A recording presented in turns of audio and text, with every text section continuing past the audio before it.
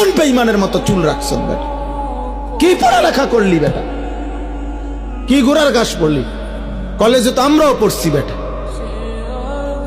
আমি তো কুমিল্লা ভিক্টোরিয়া কলেজের ছাত্র,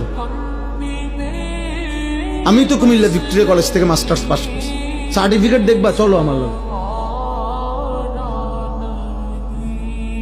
আত্মসম্মান থাকবে না? আমি মুসলমান, আমার বাবা মুসলমান, আমার চুল কেন হবে বেঈমানের মতো?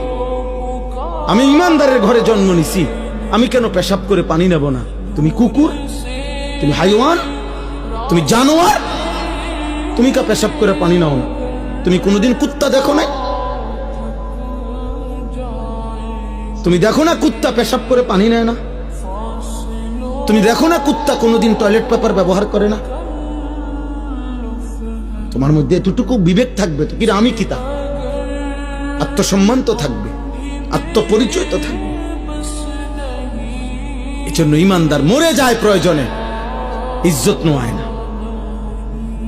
এই 1450 বছরের ভিতরে হাজার হাজার কোটি কোটি ইমানদার পৃথিবীতে বহুবার জালেমের সামনে জীবন দিছে, রক্ত দিছে, শাহাদাতের খুন পান করছে, কিন্তু ইজ্জত দেয় না, সম্মান দেয় না, ইসলামকে বেইজ্জতি হতে দেয় না।